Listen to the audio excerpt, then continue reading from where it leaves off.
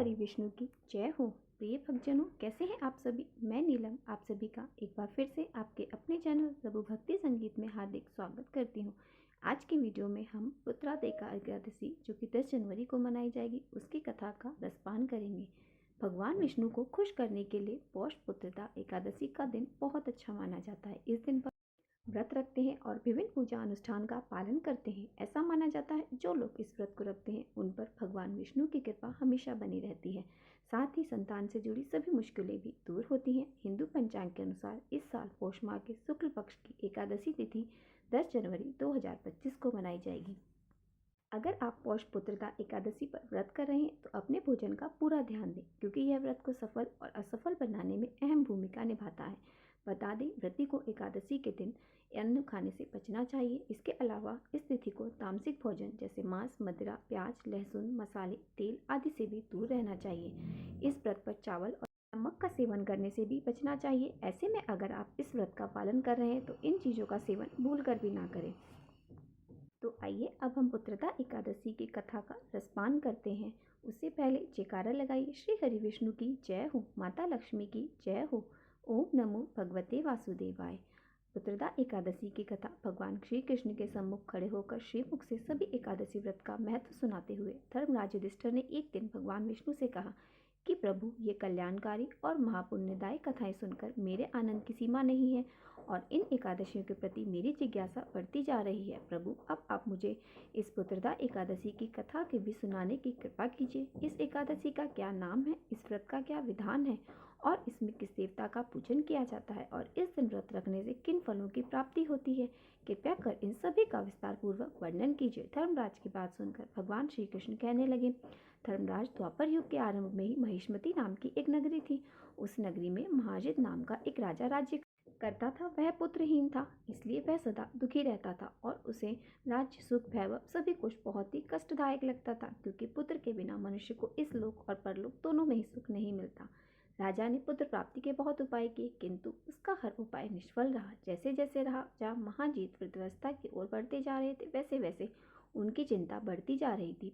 एक दिन राजा ने अपनी सभा को संबोधित करते हुए कहा कि ना तो मैंने अपने जीवन में कोई पाप किया और ना ही मैंने कोई अपनी प्रजा से अन्यायपूर्वक धन एकत्रित किया, ना ही मैंने कभी अपनी प्रजा को कष्ट दिया, ना ही कभी देवता और ब्राह्मणों का निराधार किया। मैंने तो सदा अपनी प्रजा को अपने पुत्र की तरह पालन किया, सभी को एक समान समझा और अनावश्यक रूप से हर रूप में उनकी मदद करी। इस प्रकार धर्मयुक्त राज्य करने पर भी मैं इस समय अत्यंत कष्ट सह रहा हूँ। इसका क्या कारण हो सकता है, मेरी समझ में कुछ नहीं आ रहा। अब आप सभी इस पर विचार कीजिए कि इसका क्या कारण हो सकता है और क्या इस जीवन में इस कष्ट से मुक्ति पा सकूंगा। राजा के इस कष्ट के निवारण के लिए उनके मंत्री आदि वन को गए और ताकि वहां जाकर किसी ऋषि मुनि को राजा को दुख बताकर उनका कोई उपाय ढूंढ सके। वन में जाकर उन्होंने श्रेष्ठ मुनियों के दर्शन किए।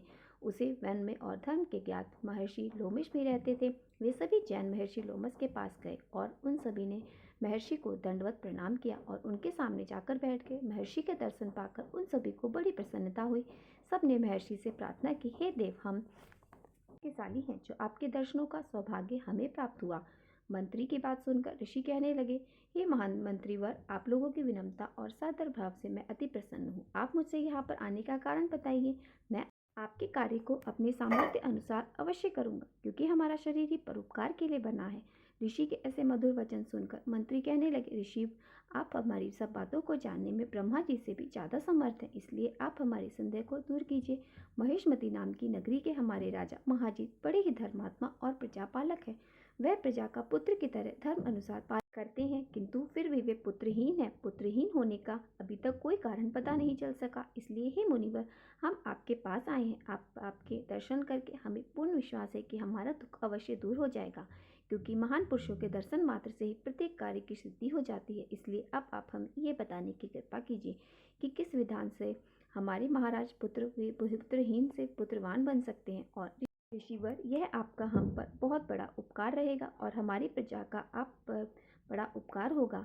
ऐसी करुणा प्रार्थना करके लोमेश ऋषि ने नेत्र बंद करके राजा के पूर्व जन्मों पर विचार करके क्षण भर के बाद उन्होंने विचार करके कहा, भद्रजनों, आपके राजा का इस जन्म में पुत्र है और होना होगा और उनके पूर्व जन्म के पापों का ही परिणाम है। आपके राजा पिछले जन्म में अत्यंत उद्यत थे और बुरी कर्म किया करते थे। उसी जन्म में ये एक गांव से दूसरे गांव में घूमा करते थे। एक बार सावन मास के शुक्ल पक्ष की एकादशी के दिन की बात है। 2 दिन से भूखे थे। दोपहर के समय एक जलाशय पर पानी पीने गए। उसी जगह पर उसी समय एक ब्याई हुई गाय जल पी रही थी। राजा ने उस गाय को प्यासी ही भगा दिया और उसे पानी नहीं पीने दिया और खुद वह पानी पीने लगा। श्रेष्ठ पुरुषों, इसीलिए तुम्हारे राजा को इस जन्म में यह कष्ट भोगना पड़ रहा है। एकादशी के दिन भूखा रहने का यह फल हुआ कि वह इस जन्म में राजा हैं और प्यासी गाय को जलाशय से भगाने के कारण उन्हें इस जन्म में पुत्रहीन की प्राप्ति हो रही है और उन्हें पुत्र प्राप्त नहीं हो रहा। यह जानकर सभी मंत्रीगण प्रार्थना करने लगे। ऋषि श्रेष्ठ, शास्त्रों में तो ऐसा लिखा है कि पुण्य से पाप नष्ट हो जाते हैं, अतः कृपा करके आप हमें कोई ऐसा उपाय बताएं जिससे हमारे राजा के पूर्व जन्म के पाप नष्ट हो जाएं और उन्हें मित्र पुत्र रत्न की प्राप्ति हो। मंत्रीगण की बात सुनकर ऋषि कहने लगे, भद्रजनों, अगर तुम सब प्रजाजन मिलकर पौष मास के शुक्ल पक्ष की पुत्रदा एकादशी का व्रत करो और जागरण करो तो उस व्रत के फल से राजा को पुत्रधन की प्राप्ति हो सकती है। तुम्हारे राजा के यहाँ अवश्य ही पुत्र उत्पन्न होगा।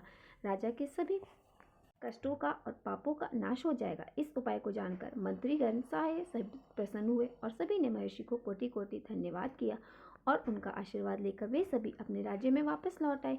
फिर उन्होंने लोमश ऋषि की आगे के अनुसार सारी बातें उन्होंने पुत्रदा एकादशी का विधि पूर्वक व्रत किया, उपवास किया और द्वादशी तिथि को उसका पारण भी किया और उसका फल अपने राजा को दे दिया। इस पुण्य के प्रभाव से रानी ने जल्द ही गर्भ धारण किया और 9 माह के पश्चात एक बड़े ही तेजस्वी पुत्र को जन्म दिया। इसीलिए धर्मराज इस एकादशी का नाम पुत्रदा एकादशी पड़ गया। पुत्र प्राप्ति की इच्छा रखने वाले भक्तों को संयम पूर्वक इस व्रत को रखकर व्रत की कथा अवश्य सुननी और पढ़नी चाहिए। यह थी पौष पुत्रदा एकादशी की कथा। उम्मीद करती हूँ आप सभी को ये कथा पसंद आई होगी और अगर मेरी वीडियो पसंद आई हो तो प्लीज़ वीडियो को लाइक और मेरे साथ जुड़े रहने के लिए चैनल को सब्सक्राइब अवश्य कर लीजिए। और आपसे मिलते हैं हम अगली वीडियो में। श्री हरि विष्णु की जय हो, माता लक्ष्मी की जय हो।